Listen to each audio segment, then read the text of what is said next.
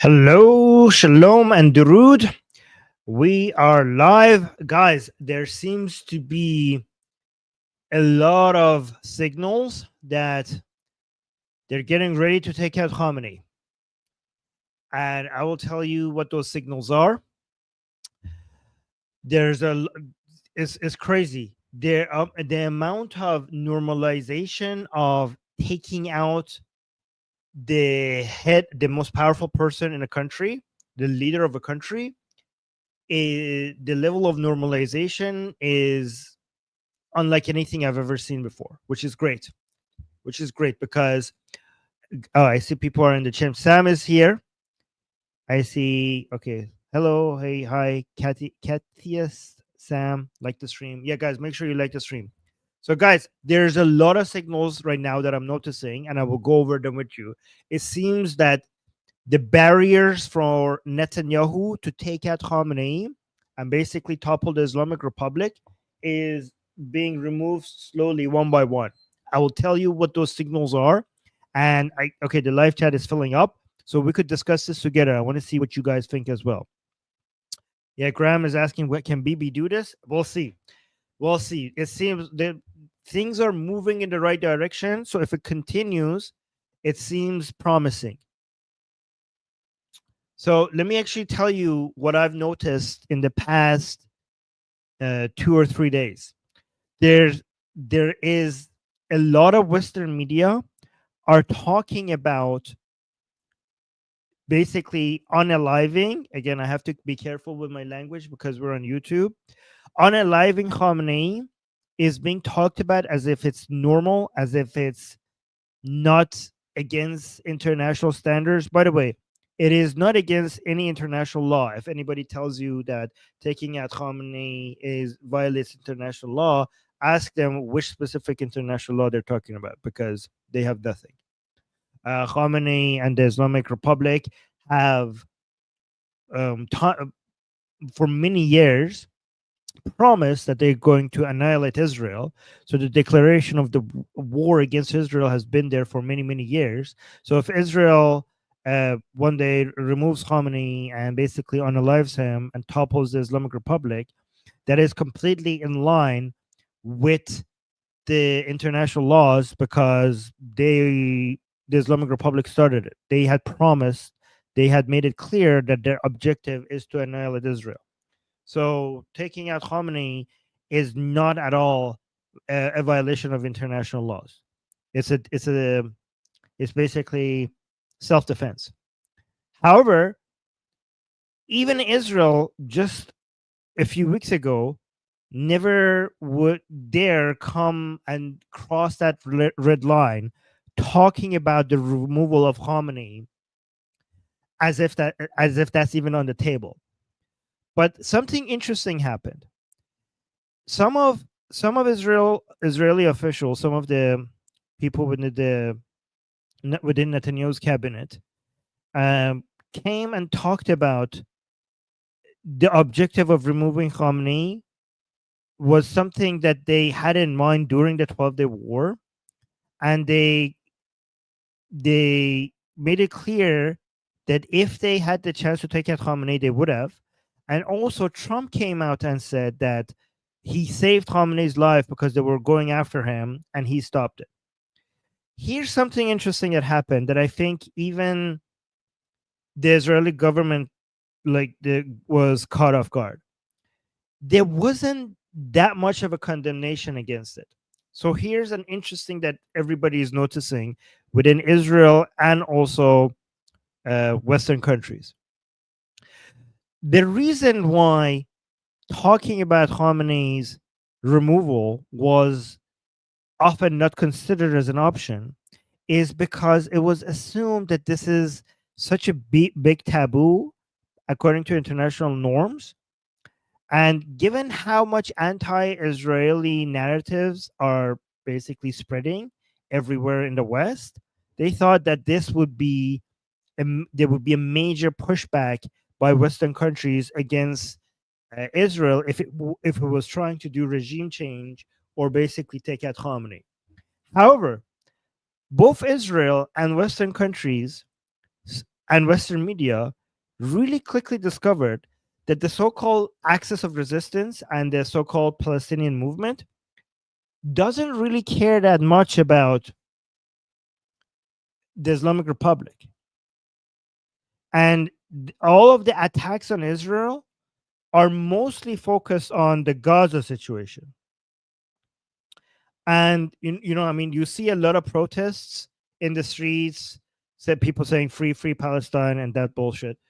Yeah, Sarah saying don't forget to lick the stream. Yes, guys, lick the stream. Okay.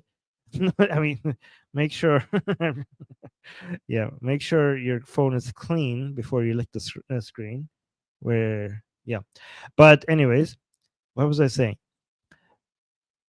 You I mean, did you guys notice when all of the so-called Palestinian, I mean, there's no such thing as a Palestinian, but let's go with it.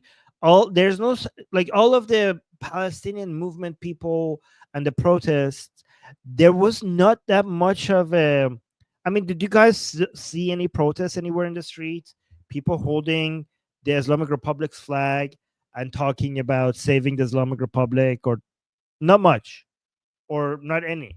If anything, if we saw any flags of the Islamic Republic, it was just some people within the marches for the so-called Palestinian people. Some people brought the flag of Islamic Republic with them. However, there wasn't that much of a sympathy among the leftists and even Islamists in Western countries for the Islamic Republic. And everybody took note. And this is why Khamenei's life is in great danger right now. Please, like, guys, I need you to understand what I'm talking about. I'm bringing you, again, I am risking this channel getting into some detail to a level of nuance, because I'm not talking general news items that you hear in other live streams. I'm going in deep, I'm going into specifics. And the risk of me doing that, we could lose audience because a lot of people might not understand what I'm talking about, and they want to just get a surface level analysis. And I'm telling you stuff that is, I hope it is understandable. So let me know in the chat that we are on the same page. Let me tell you what is happening. Okay, the Islamic Republic has invested in for its own defense and for its own empire building ambition in hardware and software. So in hardware wise, they basically invested in their proxies, Hezbollah, Hamas, the Houthis, Kataeb, Hashd-Shabi, Zainabiyun, Fatimiyun, all of these proxies, all of these terrorist groups. That's the hard power of the Islamic Republic. It also invested in the soft power.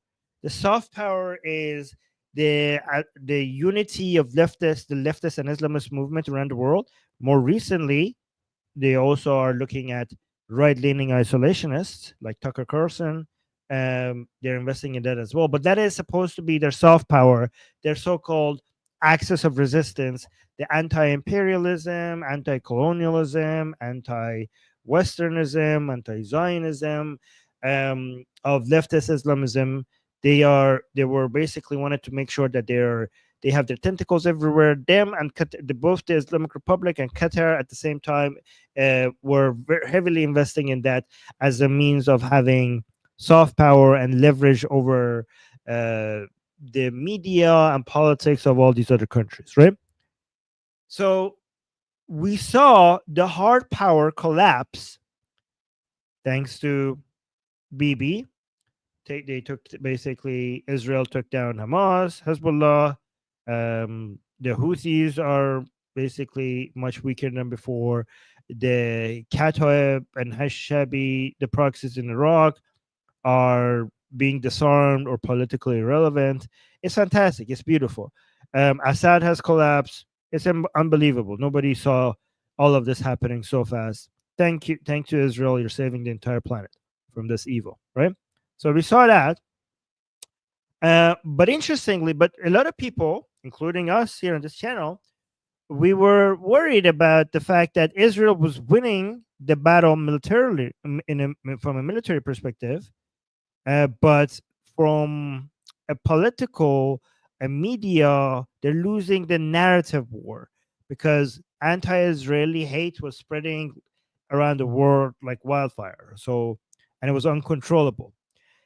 And the whole point of that was for the Islamic Republic to be able to defend itself politically. So that was supposed to be the Islamic Republic's soft power.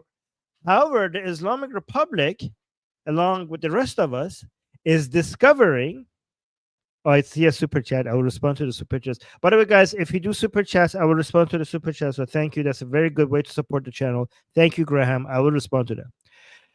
They're discovering that all the investments that they did into the anti-Israeli hate with the excuse of Gaza is limited to Gaza, meaning that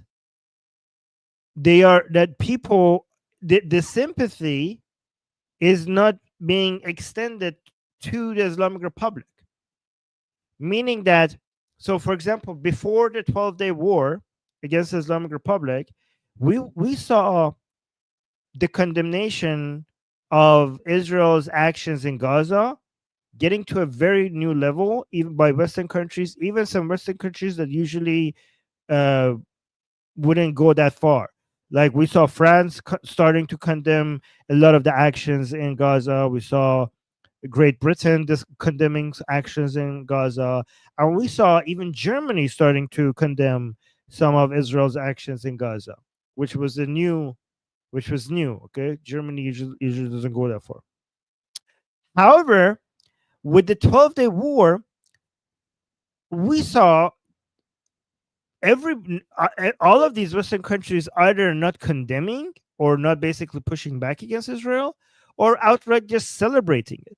Like even Germany came out and completely defended Israel, saying that Israel is doing our dirty work and basically wishing them well. And also Britain is now coming in and supporting Israel.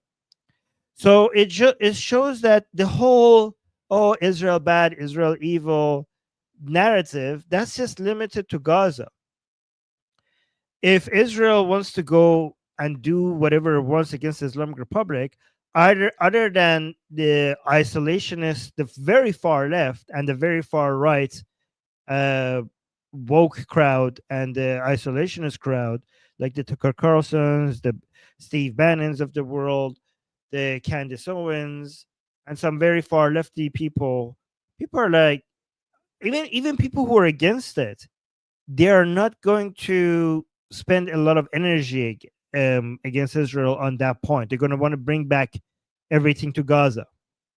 By the way, let me see. We got a super chat by Graham saying, how come the anti-colonialists are perfectly fine with colonialization when it's done by America's army, by America's enemies? Oh, and America's enemies. Yeah, because they don't know because these are just buzzwords. They don't know actually that goes very well into why this is the anti-Israeli narrative works with Gaza, but it doesn't work with Iran. Okay, and it's actually the answer to your super chat. So because that's a very well-timed super chat. So let me actually explain. So the Islamists bank on the Western leftists' need to satisfy her or his revolutionary fever or revolutionary fetish, right? So the average leftist Westerner, I don't know, maybe they watched a Hunger Games or some other movies and TV shows, and it feels good to be. I mean, their lives are too boring, fantasy, and standing up to against power, against evil, just looks really good in Hollywood and in books. And it's always interesting. I mean, this is the result of living in prosperous countries where you don't actually deal head to head with great evil, but you read them in books and in movies, and it seems interesting. It just seems interesting for you to be one of those, like one of those heroes that is standing up against evil without actually paying the price for it, right? So basically, the average leftist Westerner wants to outsource the suffering of being a revolutionary to somebody in the Middle East, like somebody in Gaza. So basically, the bleeding, the tears, the watching your kid die under the rubble, that part of being against evil, against like being a revolutionary, we will outsource that to somebody in Gaza. But I will take the part that I just get to feel like I'm a hero, like I'm doing something important, right?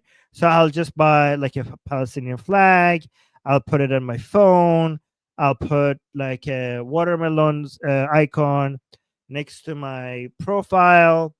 If I maybe I'll go buy a Palestinian flag. I show up in the street. I say, "Free Palestine." So this is so you basically this is the in the same way that Hamas invests in the suffering of the people in Gaza, the average leftist Westerner also requires the Gazan to continue to suffer so that I could live a more meaningful life, right?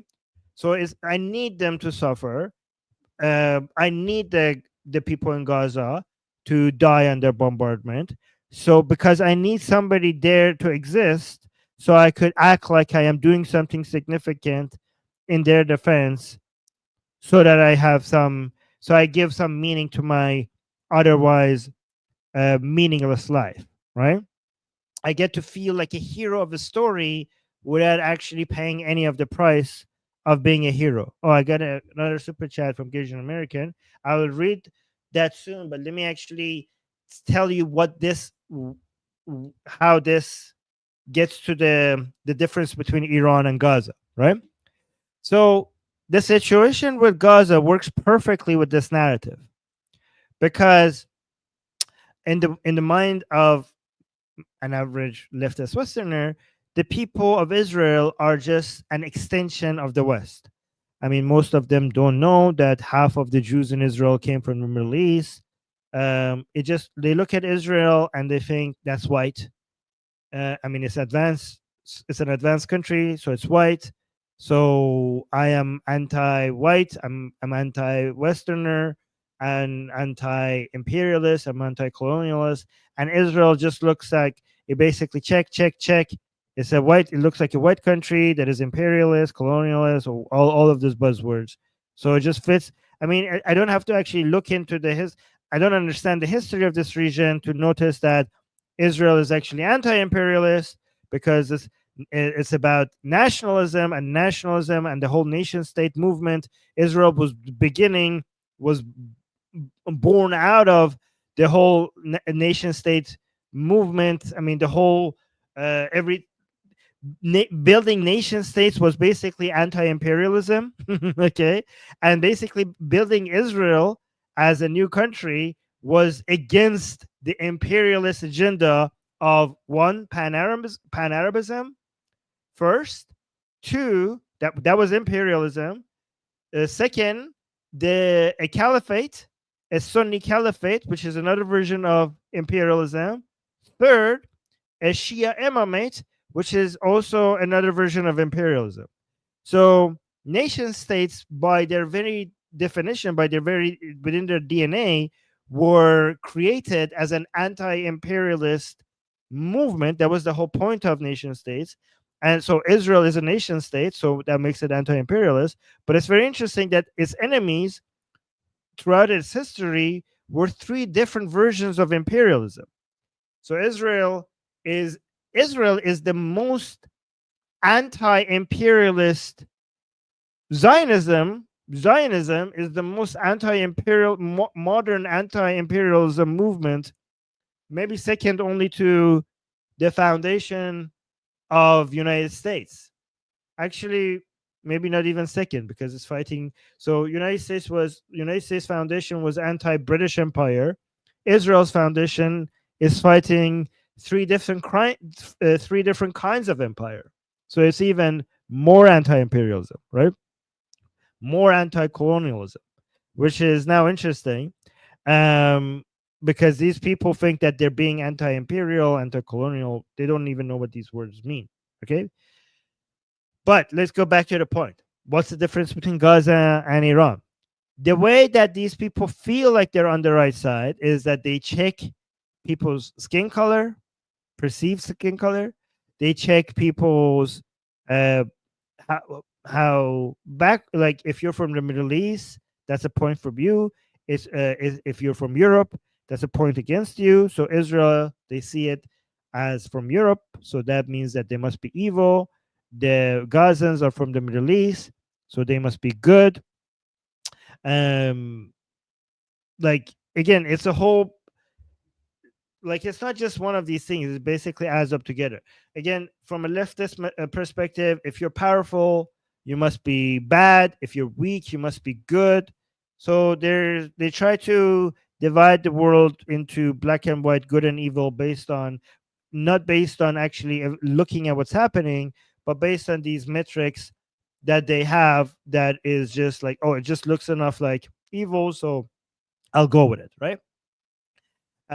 One is brown, one is white, one is powerful, one is weak. I guess I can see. So the powerful white one, the powerful white European one, must be the evil one. The Middle Eastern brown weak one, I mean, I'm not gonna like, even if they're terrorists, I don't care. They're weak, they're brown, they're Middle Eastern, they're the good ones. That's how the leftist mind usually evaluates things, right? So it's just like black and white. So it's easy. Israel bad, the Gazan people good. I'm out. I don't need to think about this anymore. The situation is that the Iranian people have made it very difficult to make it this easy for a Western leftist to make this black and white, because the Iranian people have been very, very loud regarding how much they hate their own regime. And because the Iranian people themselves are Middle Eastern, and that makes it difficult for Westerners to be against you. And it's just very obvious that the Islamic Republic is evil against their own people. So the leftists are not very comfortable supporting the Islamic Republic, given how the Iranian people themselves have made it clear that these are our oppressors. I've noticed recently there's a new way that they are trying to do that by noticing that many Iranian people are monarchists. They forget to tell you that they don't want an absolute monarchy. They want a constitutional monarchy, like Canada, like Britain, like Norway, like Sweden, like Japan. They forget to mention that to you, but they try to go now attack the Iranian people because of how much the Iranian people are pro a constitutional monarchy. That's the way they're going. They're trying, some leftists, to go after the Iranian people. We'll see if that works, right? But given that these leftists and also many Islamists are Sunni, and because the Islamic Republic is Shia, so neither the Islamists or the leftists are showing that much sympathy for the Islamic Republic. And that's why, after many of the leaders of Israel came out and basically flirted around with eliminating Khamenei and didn't see that much of a pushback anywhere against that, now I'm noticing many other leftists, no, not many other Western media coming out and openly, not even just talking about taking out Khamenei, but even encouraging it, as if this wasn't a taboo topic to talk about just 4 days ago. It's unbelievable. It's very interesting. By the way, this shows that we should be grateful to both Israel and to the Iranian people, because the Iranian people standing up to their government has made it difficult for the Islamic Republic to be able to translate the anti-Israeli hate from Gaza all the way to Iran. This is the result of the bravery of the Iranian people. Let me actually respond to the super chat before I go to the next one. Guys, do you understand what I'm talking about? This is some really detailed stuff. I hope you appreciate. I hope you're understanding the level of detail that I'm getting into here. Like, if you guys understand the information that I'm giving you here, you will be a much higher level compared to other people just having a surface level understanding of the topics here. Let me see. We got a super chat. By the way, guys, if we do get super chat, if I get super chats during the stream, I will make sure I respond to them. So Gazan is saying, I blame the U.S. education system that oversimplified the American Revolution. They called revolutionaries as radicals, which came to mean hero patriot. Okay, I'm not that familiar with that. I was educated in America, so I don't know. I blame the Qatari and the Islamic Republic and the leftists. I blame the Qatari's control over American media and its education, the Islamic Republic's influence, and also the anti-patriotic and anti-nationalistic BS narratives from leftists, which tends to be the case in every country. But thank you so much for the super chat. I appreciate that. Oh, I also appreciate the lions and the sun. Yeah, guys, like, by the way, look at this. Now I have a flag. When people put lion and sun, here's the lion and sun. If you put it in the chat, I should make it so that you could always see the sun, right? Yeah, the sun is not showing. I need you guys to see the lion and the sun at this all time. Oh, there we go. Perfect. Now look, you can see the lion and the sun. I like that. So, by the way, guys, when I say leftist, I'm not talking about liberal left-leaning people. Okay, please understand that I'm not anti-left. I'm not anti-right. So I have both right-leaning and left-leaning views. When we say leftist in this channel, we're not talking about left-leaning people. Okay, left-leaning people have many good views. When we say leftist, we're talking about a specific people on left. We're talking about woke people and Marxist people. Not all people on the left.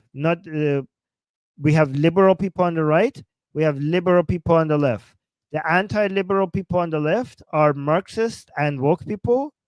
The anti-liberal people on the right are people. We have misogynists, racist, homophobic. I don't know, people like that. Okay, fascist. But right-leaning people who have classical liberal values, and also left-leaning people who have liberal values, we're okay with both of them. I hope it makes sense. No, so what I'm saying, yeah, Armin, we get it. Well, we have new people here. I have to clarify. I see sometimes people in the chat, when I say leftist, they have a misunderstanding of what I mean. So I have to repeat that.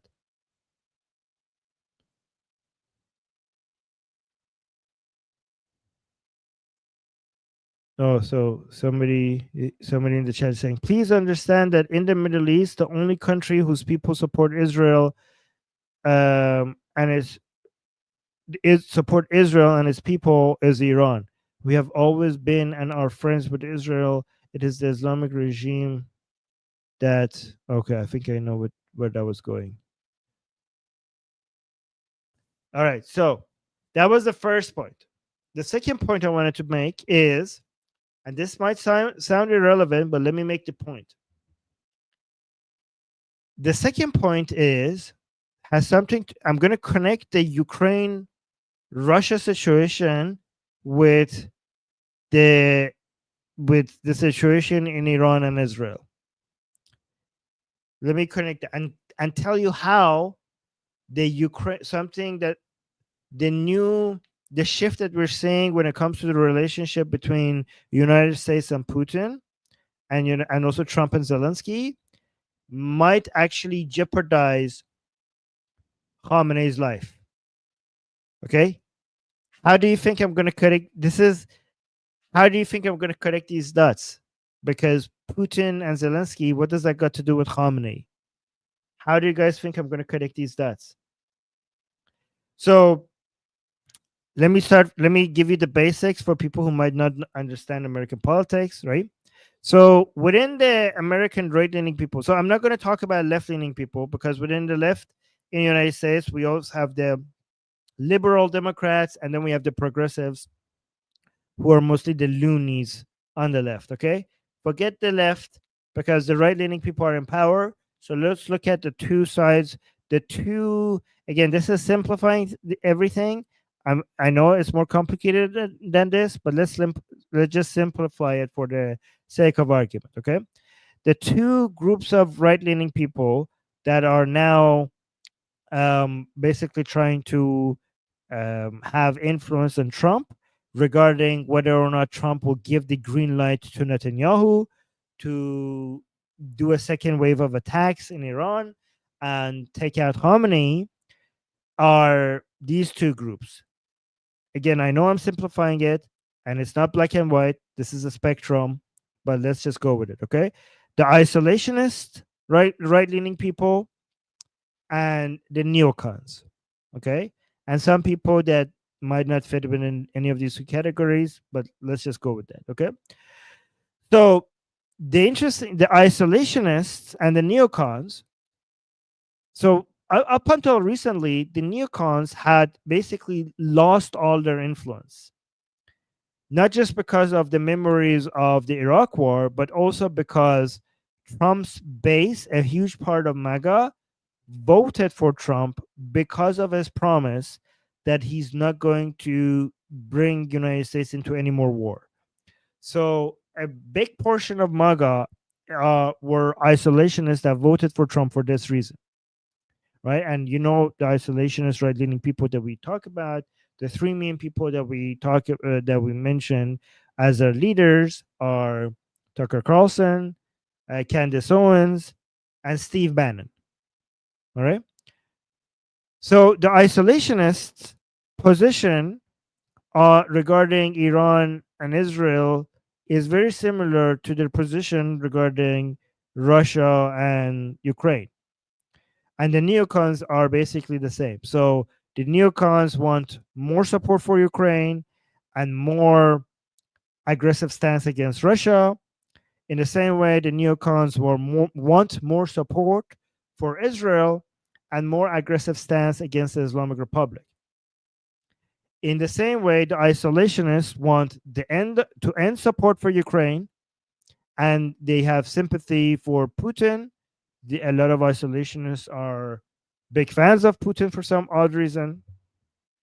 And in the same way, the isolationists want to stop supporting Israel, and they're either neutral on the Islamic Republic, or more recently, they're becoming more sympathetic towards the Islamic Republic as well, because they see eye to eye with the Islamic Republic regarding their anti-Israeli stance.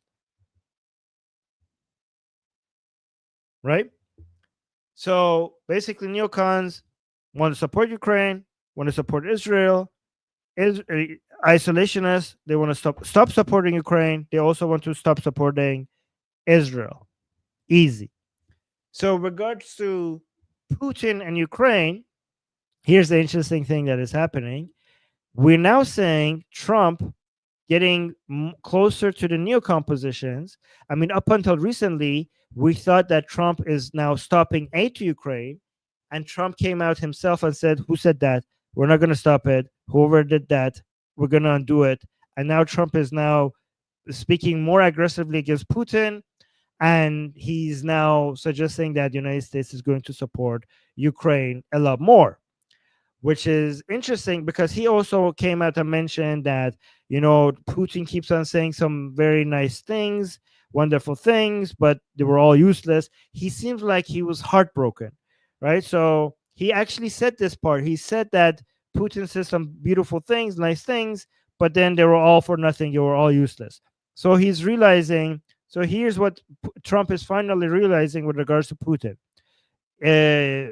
This is something he's realizing, that Putin doesn't want peace. Putin wants Ukraine. Putin does not want peace, he wants Ukraine. Basically, something that the neocons were telling him since day one, and he didn't believe them. He believes the isolationist. The isolationist told him that Putin wants peace, but it's NATO that threatened Putin, and Putin was just defending himself.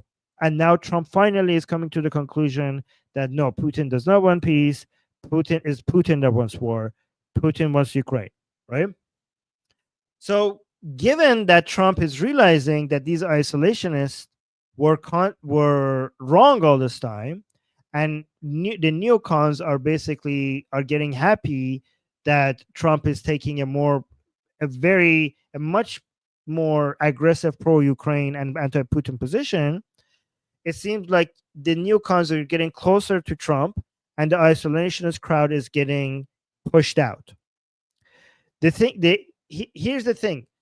The good thing about Israel is that Netanyahu understands how you should be talking to Trump. So, in the same way that Trump was wrong about Putin, we hope that he soon realizes that he's also in the same way wrong about Khamenei. Zelensky was trying to convince Trump that there is no talking to Putin. There is no negotiating with Putin. This man does not want peace. You cannot argue Putin into peace because he doesn't want peace. But Zelensky did a horrible job trying to explain that to Trump, because when you talk to Trump, you should not be telling him that he has made a mistake, because he will become defensive and he will take a more aggressive position against you. Zelensky basically was hostile towards Trump, and he was trying to prove him that he's wrong about. So Zelensky was hostile towards Trump and was trying to convince him that he was wrong about Putin. That's the wrong move. If you do not tell Trump that you are wrong, because if you tell him that you're wrong, then he will double down. That's the wrong move on Trump. And that was the first meeting between Zelensky and Trump, and it went horribly. Netanyahu is much more clever politically. In the same way that Zelensky was trying to convince Trump that Putin does not want peace, and there is no way that you could get peace out of Putin with negotiations, Netanyahu is basically trying to do the same thing with Trump. Netanyahu is trying to convince Trump that Ali Khamenei, does not want peace, and there is no way that you could get peace out of this man with negotiation. You have to basically defeat them. The good thing about Netanyahu is that he knew that he understood that you don't tell Trump that he's wrong. Also, Zelensky, unfortunately, is dealing with a bigger enemy, and Netanyahu is dealing with a smaller enemy. So Netanyahu also has that advantage. Netanyahu is, instead of telling Trump that he's wrong, he just goes along. He says, like, okay, we want to negotiate, let's negotiate. And if we want, these should be the conditions of the negotiation. Like, he will come and say, like, he was like, oh, Trump is completely right. Trump is obviously right. He's fantastic. He basically tickles his balls, right? To make sure that he doesn't get on his wrong side. But at the same time, he goes along with the negotiation, but he makes it clear that a successful negotiation is one that gets these results: no enrichment of uranium, no more support for terrorist groups in the region, no more ballistic missiles, and no more hostility towards America and Israel. These are the conditions of a successful negotiation. These should be the results of a successful negotiation. And basically, this means no negotiation at all, because Netanyahu, like the rest of us here, know that Khamenei will never agree to any of this. Trump doesn't know that. Trump is still hoping that maybe Khamenei, because Trump thinks that, oh my God, we basically defeated these people. They obviously understand that they shouldn't be messing with us. anymore. So now that we humiliated them, they will come to the table and accept all our terms. This is what Trump is hoping. Netanyahu knows that these people will not accept any of these conditions. They can't, even if they wanted to, because the hardliners base are a whole bunch of radicals that if the Islamic Republic accepted any of these terms, they will basically eat the regime from the inside. So the hardliners have basically created a base of support for themselves that would not allow them to accept any of these terms, which is basically puts them in a dilemma on what to do. So they're stuck, which is good. Which is good for us that the hardliners are basically stuck here. But I see another super chat from Seth. Thank you, Seth, for the super chat. I will respond to it soon. Let me finish this thought before I go to the third point. So, given that Trump is noticing that the neocons were right about Putin and is basically now taking a more neocon position regarding Russia and Ukraine, that is basically increasing the influence, increasing the sphere of influence of neocons around Trump, which have a much more aggressive stance against the Islamic Republic, who would love to see Trump basically give the green light to Netanyahu to go to Iran. Okay, so this guy is basically putting gibberish in the chat. I'm going to ban him. There, Alex Abram is just putting random words. Should I just, I'm going to type, okay, you're continuing to do that. Why are you doing that? Okay, ban this guy. Like, guys, I don't usually ban people, but this is like, I don't know what these, like, he was just putting a whole bunch of these things, okay? I don't know what that is. Oh, I get another super chat from Graham. I will respond to that as well. Guys, do you appreciate what I'm telling you here? This is like, you don't see this level of detail in most other live streams, okay? So the neocons are, so Trump is noticing that the neocons were right about Putin, and we're hoping that he now also realized that they're probably right about Ali Khamenei as well. And there's no talking to these people. There's only one language that people like Putin and people like Ali Khamenei, there's the only they understand the language of force. And the increasing influence of neocons around Trump will make it much more likely for Trump to just basically not only allow Israel to do whatever it wants in Iran, but also equip them and provide them with whatever they need, just like what they're doing with Ukraine. So before I get to the third point, let me respond to some of the super chats. We got 3 super chats. Wow, thank you guys. So second thing, your assessment of the Reza conference on post IR.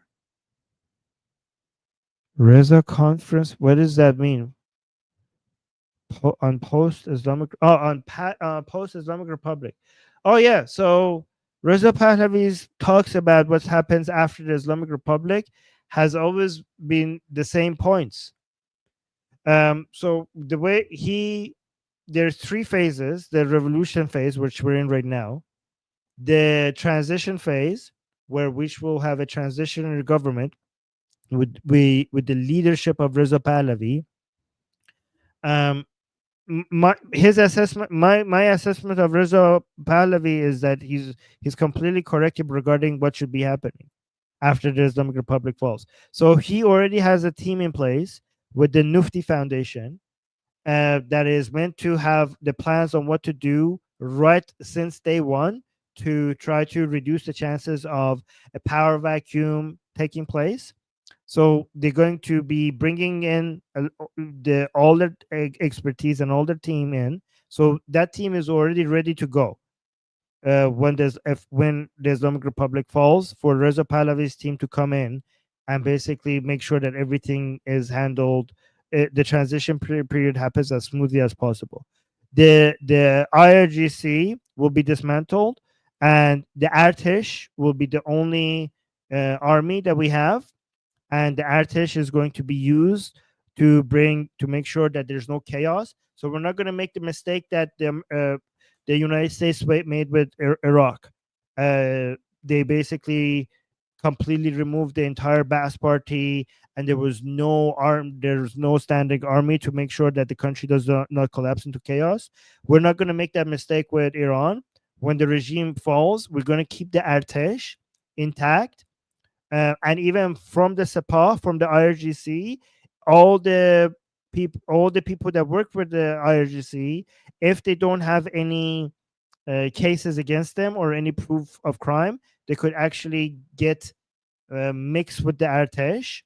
And then we're going to immediately have a referendum on the type of the government, whether we want to have a constitutional monarchy or a republic without a monarch. The option is between these two. We will pick that. And then as soon as that happens, then we're going to have another election to pick the council of experts, the founding council, to basically write the constitution. The people would elect the people that that will write the constitution. And as soon as we have the constitution, we are going to have elections for the parliament, and then we're going to have all the different parties, and obviously the leader of the most popular party is going to be the prime minister, and things will go from there. So that's his plan. That's his assessment every time he speaks, and it's basically he wants secularism and democracy for Iran, and the vast majority of Iranian people agree with that plan. He doesn't want to impose himself upon the Iranian people. The Iranian he always emphasizes that once the Islamic Republic falls, the Iranian people will choose the type of the government, and the people who are going to rule over them is going to be the choice of the people. I mean, he's on point. Like everything Reza Pahlavi says regarding what's supposed to happen after the Islamic Republic falls is always on point. That's why he's such a good leader, and we're lucky. The Iranian people are lucky to have Reza Pahlavi, but also Israel is lucky to have Reza Pahlavi, because he would be the leader that would make sure that Iran will become an Israel-friendly country. This is why Israelis need to know Reza Pahlavi, and they need to introduce Reza Pahlavi to as many Israelis as possible. Because even if the Islamic Republic goes away, Iran and the Iranian people are not going to go away. What you need to do is support Reza Pahlavi so that we could transition Iran to a government that is pro-Israel. And Reza Pahlavi is your safest bet. So, wow, we got so many super chats. Let me actually go through these. Graham is saying, how can there be peace when they literally try to murder Trump? Well, that's actually a good point, because that goes into my point regarding how the hardliners are basically doing our job to show Trump that these people are not going to change their behavior. Because Trump's understanding was the 12-day war was devastating for the Islamic Republic. And then I came in with my B-2 bombers and I showed them who's boss.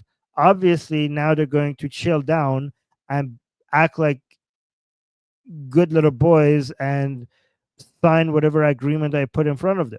That was Trump's understanding.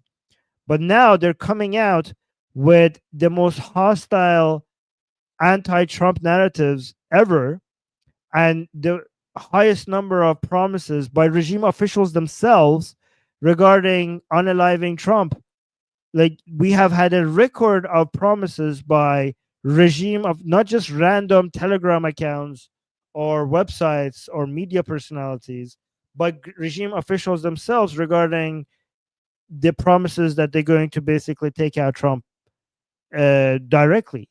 And again, this sounds insane, because everybody knows that when you go personally anti-Trump, that's the best way to make an enemy out of Trump.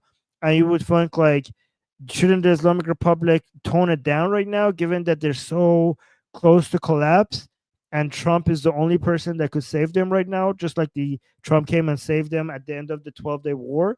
Given that Trump is their only person that could basically stop Netanyahu right now from taking him out, why are these people doing this? And again, the people who don't understand why they are doing this is because they don't understand the internal politics within the Islamic Republic and how they need to do this, because the level of anger and humiliation felt among the hardliners within Iran, is they basically their blood is boiling, and they're pointing fingers at each other, and they are going after each other in a way that it could spark into an explosion, and it could explode without even the need of Israel's involvement. The level of drama right now within the Islamic Republic is so high that I don't even know if they're gonna survive their own internal infighting, let alone an attack by Israel. So, given the amount of attacks on the government by hardliners regarding taking a strong stance against Israel and United States, I mean, for example, you have no, like, you guys saw the interview between Tucker Carlson and Pezeshkian. So what you haven't seen is the level of attacks on Pezeshkian, the president in Iran, since that interview. Because he, for example, came out saying, "Oh, death to America doesn't mean death to the American people or the American officials. It just means death to, I don't know, bad things. It just means death to crime," which is insane. I mean, I already covered that. I'm not going to cover it again here.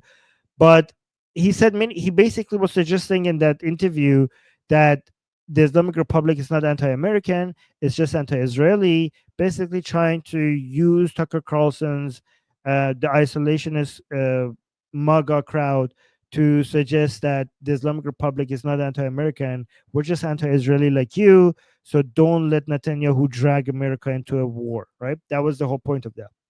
But because he went and suggested that the Islamic Republic is not anti-American, remember the hardliners in Iran, they hate Trump with such a passion because Trump is the person who killed Qasem Soleimani.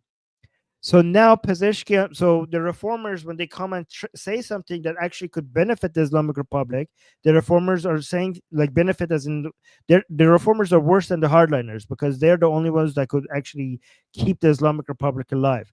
The good thing about the hardliners is that they're also are responsible for the Islamic Republic getting this weak to the point of being toppled any day now. But the reformers are the only chance for the Islamic Republic to stay alive. So the good thing is that the hardliners are doing us a favor by attacking the reformers every time they're doing something that might actually save the regime. Right now, like Pezeshkian is and his team was smart to basically try to use the isolationist MAGA to pressure Trump to stop Netanyahu from attacking the Islamic Republic. However, now he's paying a huge price within Iran himself for taking such a America-friendly position to the point, and I kid you not, listen to this part carefully. There are huge, important people within the Islamic Republic that are now asking Israel to come and unalive the president. Listen to what I just said. The most anti-Israeli people within the regime, within the hardliners, they're now openly, I mean, mocking, okay, but they're openly now saying that, hey, Israel, you took out our previous president. They think Raisi was killed by Israel. That's what they think. They're like, why don't you basically come take this one as well? By the way, the people who say that, they also think that during the 12-day war, Israel didn't attack Pezeshkian because they think Pezeshkian is an Israeli asset. is a Zionist spy. So the many hardliners within Iran, they think Pezeshkian is a Zionist spy. They think Rouhani is a Zionist asset. They think Zarif is a Zionist asset. They're Arakchi, they're not sure. They're half and half. But they're like, hey, Israel, why don't you come and take out your president? And we know our president, and we basically suggesting that we know why you don't do it, because he's your boy. Do you guys understand what I'm talking about? Like, let me know if it's getting too complicated. Because I could simplify it if it's getting too complicated. Write in the chat that you understand everything I'm saying, or if there's too. Oh no! Vahid, you're just butthurt. I like it how so many they're pro-regime Iranians now follow me around, or anti-Israel. Okay, people are saying yes. Okay, that's good. That and I like to have them around because their butthurt gives me energy. Oh, Brigade is saying I'm lost, but I joined late.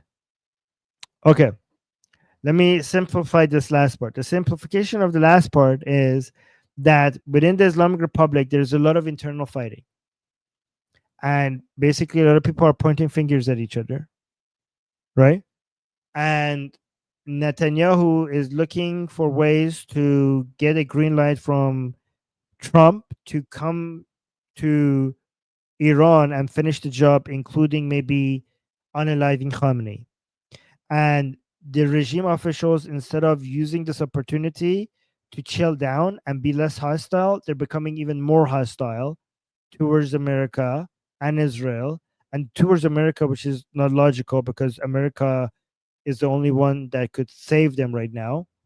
But they're forced to be hostile to America because the hardliners within Iran will not tolerate them if they reduce their hostility towards America, because that would be a sign of weakness and defeat. And even when Pezeshkian came to the interview with Tucker Carlson, try to show that the Islamic Republic is not anti-America, it's only anti-Israel. They're basically the hardliners are attacking Pezeshkian, which is the president in Iran, which is basically nobody. They're attacking him to the point that they're even suggesting that maybe it would be a good thing if Israel came out and took him out. So that's the summary. Gazan American with the super chat saying China and Japan was crushed and humiliated by the West. As such, we bided our time and learn. If only Islamists would do the same, money is greater than pride. Yes, but remember that Japan was actually also, the Japanese were also very resistant to that until like the Japanese would have accepted a lot of defeats without actually accepting that they were defeated. Like they would accepted a lot more casualties, and the war could have continued because they would just not surrender, because it was just such a shame to surrender. But then United States came and basically dropped two sons, basically gave them a second and third son other than the one that there was in their flag. And that was so much that even I'm just saying the Japanese were basically at that point, Japanese were like Islamists. Like they would not accept defeat even if they paid the heaviest price, but short of 2 atomic bombs. And that's why some people say that maybe it takes that much of a. Well, let's hope that it doesn't take that much. The Asian Americans saying, where do you think Gazans and the West Bankers can go? Well, I think first we should basically allow them to go, and they could figure that out themselves, like one step at a time. How about we just don't jail them and just allow them to leave and see what happens, and then we could go from there. So there's three, like, there, because a lot of people say Gaza is an open air prison, and Netanyahu says, well, why don't you just open the doors of that prison? Like, who's imprisoning them? We want, like, why don't you just let them go then? Like, we want, how is it that you say it's a prison, and then when Netanyahu comes and says, like, well, then let them go, you say, like, oh, that's ethnic cleansing. So if we keep them here, we're imprisoning them. But if we try to allow them to let them go, that's ethnic cleansing. Sure, make that make sense. Anyway, so just give them the freedom to go and see what happens. Whoever remains either should accept Israel as the only country that can exist. There should be no Palestine. They should recognize Israel as a country, or they're Hamas. So when you allow them to leave, then it would become obvious what you're dealing with. Either you come and you accept Israel as your country slowly, not right away, maybe after multiple generations, or you're basically the enemy and we should be fighting you.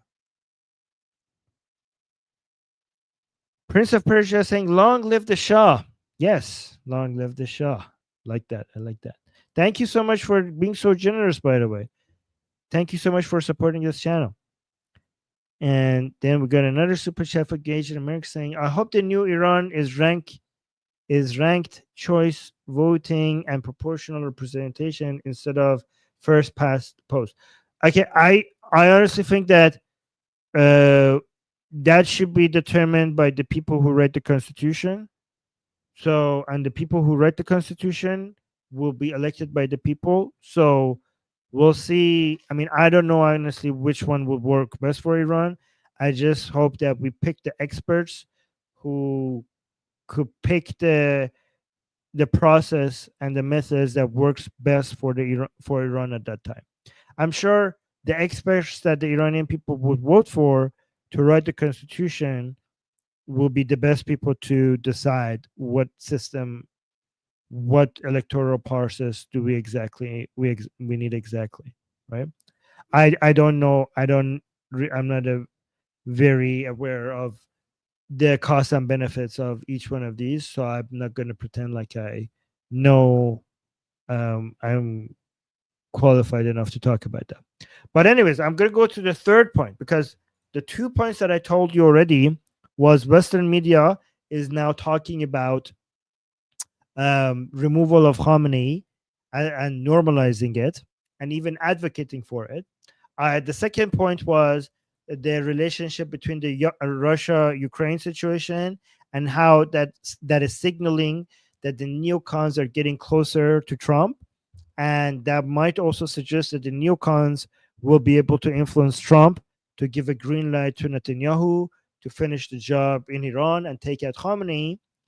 The third point is that the isolationists, the right-leaning isolationists in the United States, they made a big tactical mistake.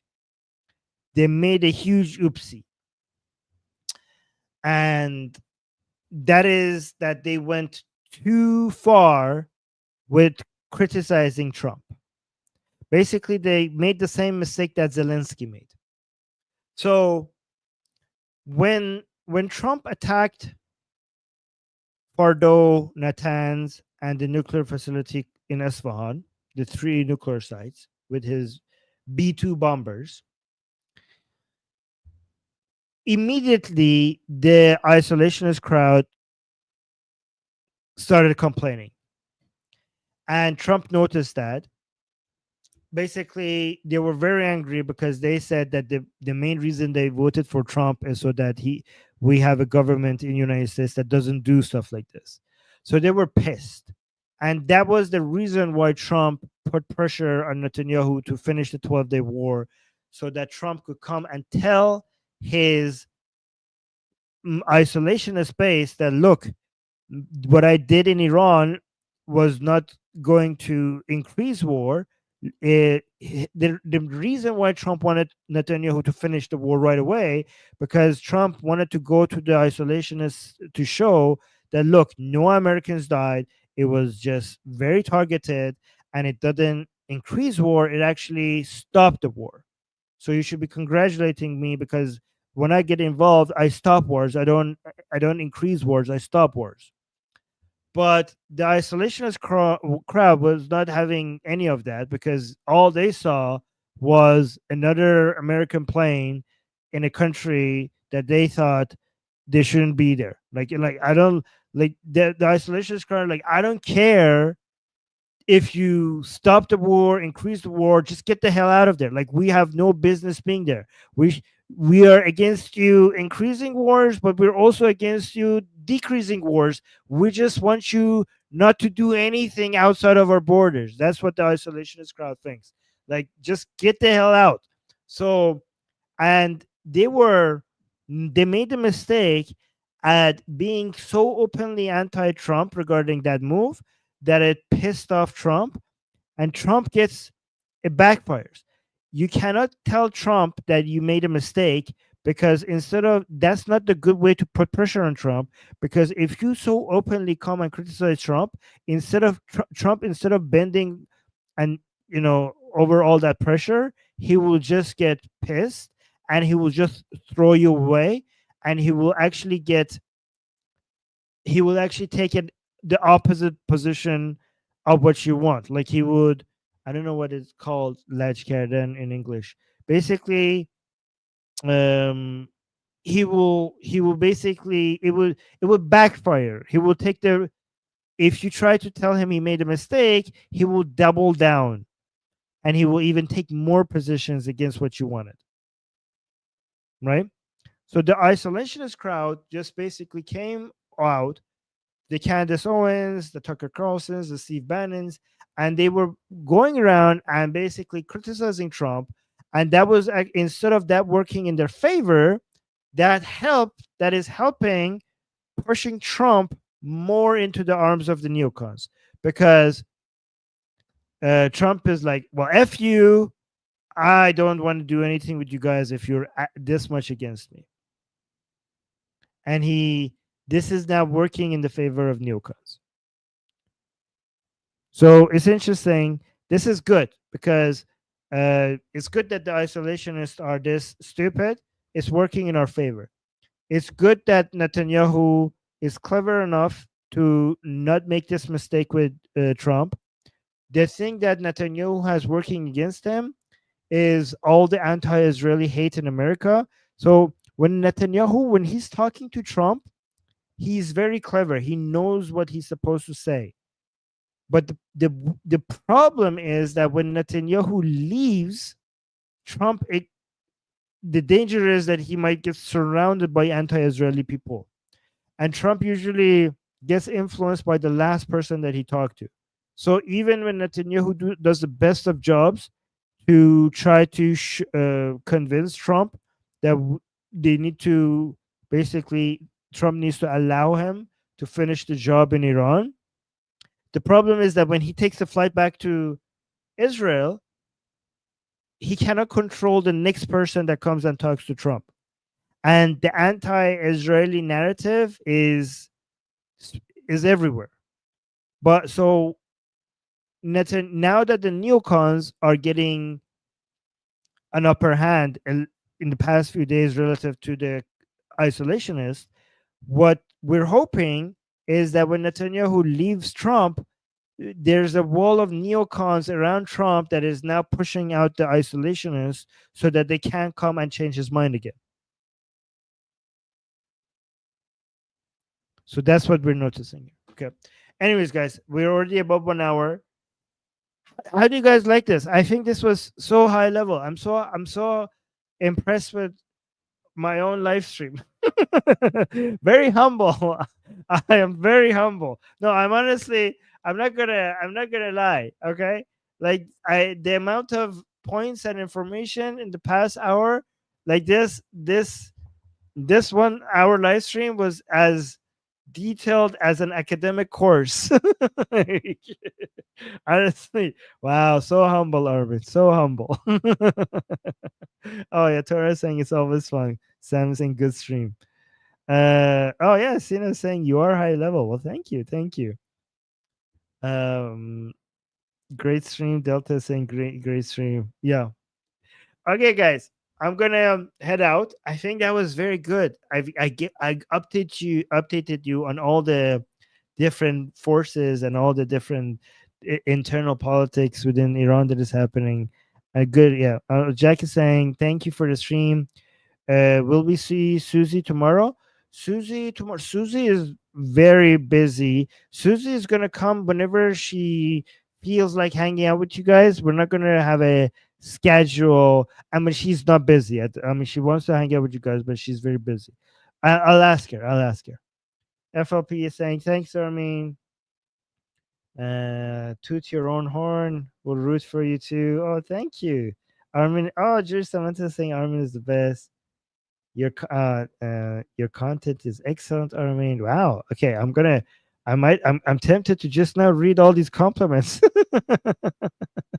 Oh, it's a saying I literally just arrived right now. Go back and watch the stream. This was a very good, very informative stream. Oh, Junam. Okay. Yeah.